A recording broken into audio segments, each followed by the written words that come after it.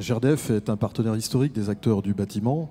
On sait toute l'importance du bâtiment dans le panorama énergétique et les impacts environnementaux. Il y a beaucoup d'efforts dans ce domaine-là. Donc notre rôle, c'est d'accompagner les acteurs du bâtiment pour réussir finalement ces challenges, rénovation, construction, et aller vers des bâtiments de qualité, avec de l'économie, avec du confort et avec des impacts environnementaux maîtrisés.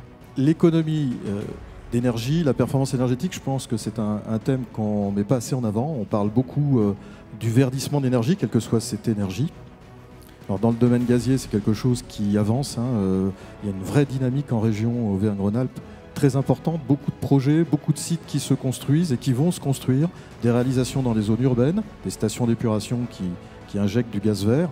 La Fessine il n'y a pas longtemps, Vienne il y a quelques mois, mais aussi dans le monde rural, et c'est là que le changement est intéressant. C'est un monde agricole, un monde rural qui est en train de se saisir de la méthanisation et qui voit un intérêt d'un point de vue économique, mais aussi d'un point de vue de la maîtrise des impacts de l'agriculture sur l'environnement. Donc il y a vraiment une révolution qui est en train de se passer. Pour autant, on ne peut pas imaginer, parce qu'on verdirait l'énergie, gaz, électricité, qu'il faut se désintéresser de l'économie d'énergie. Demain, je ne prédirai pas l'avenir, mais demain, l'énergie, électricité ou gaz coûtera plus cher, quoi qu'il arrive.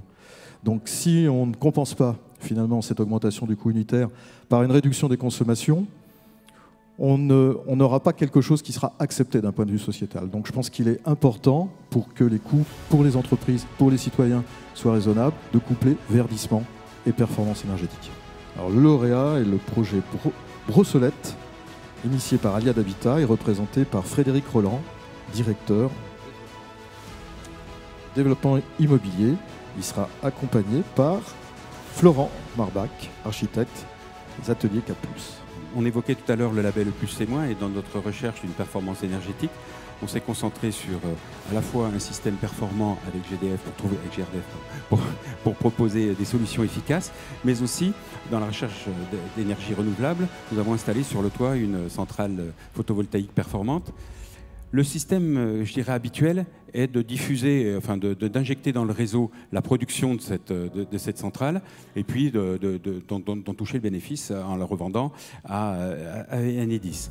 Cela dit, l'idée nous est venue là d'aller un petit peu plus loin et puis de se dire, aujourd'hui nous avons la faculté de pouvoir proposer directement en circuit court cette électricité disponible gratuitement à nos locataires sur place. Pourquoi? Parce que nous estimons que notre principale tâche à nous bailleurs, bien sûr, c'est non seulement d'avoir des bâtiments performants, etc., mais surtout d'accompagner nos locataires à un usage plus vertueux, un usage plus efficace de ces nouvelles productions d'électricité.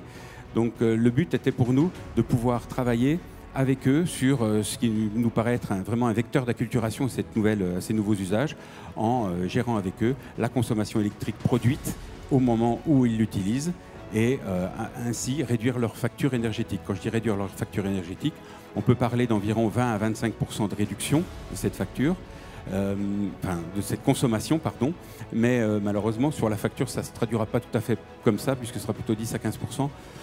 En cause, l'importance des taxes qui pèsent sur la fourniture de cette électricité, si on la compare à l'autoconsommation individuelle par exemple. Le trophée de l'efficacité énergétique remis par GRDF. Bravo, messieurs.